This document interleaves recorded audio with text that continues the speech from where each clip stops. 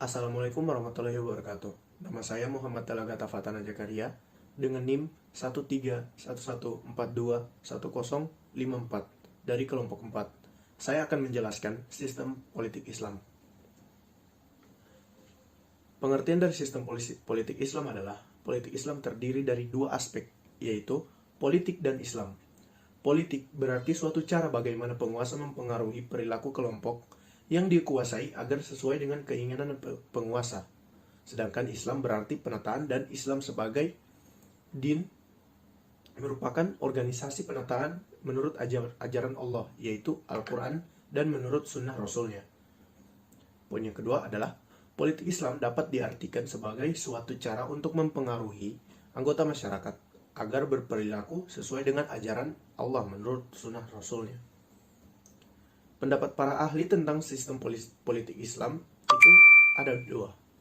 Yang pertama dari Ibnu Taimiyah.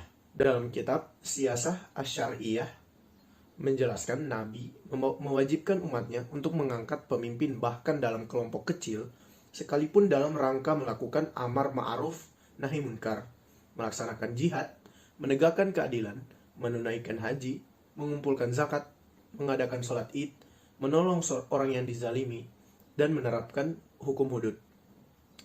Yang kedua adalah dari Khalid Ibrahim Jindan berpendapat bahwa kedudukan agama dan negara saling berkelindan.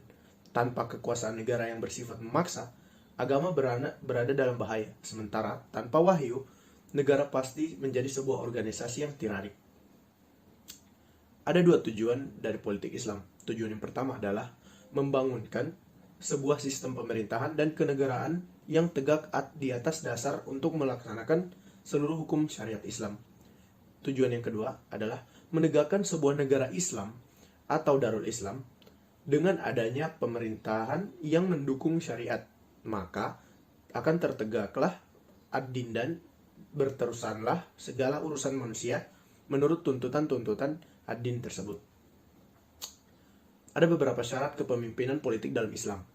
Yang pertama adalah amanah, yaitu bertanggung jawab dengan tugas dan kewenangan yang diemban. Yang kedua, adil, yaitu mampu menempatkan sesuatu secara tepat dan proporsi. Yang ketiga, taat kepada Rasul dan Allah. Yang keempat, menjadikan Quran dan Sunnah sebagai pedoman. Ada juga beberapa prinsip dalam politik Islam. Yang pertama adalah kewajiban mewujudkan persatuan dan kesatuan umat. Hal ini dijelaskan dalam Al-Quran Sunnah Al-Mu'minun ayat 23. Yang kedua, kewajiban bermusyawarah dalam mengambil keputusan. Hal ini dijelaskan dalam Al-Quran Surah Asy-Syu'ara ayat 38. Yang ketiga, amanah dan menjunjung keadilan. Yang keempat, kewajiban mentaati Allah, Rasul, dan ulil amri. Hal ini sebagaimana dijelaskan dalam Al-Quran Surah An-Nisa ayat 59. Ada juga beberapa norma politik dalam Islam. Yang pertama itu, politik merupakan alat atau sarana untuk mencapai tujuan. Yang kedua, politik Islam berhubungan dengan kemaslahatan umat. Yang ketiga, kekuasaan mutlak adalah milik Allah.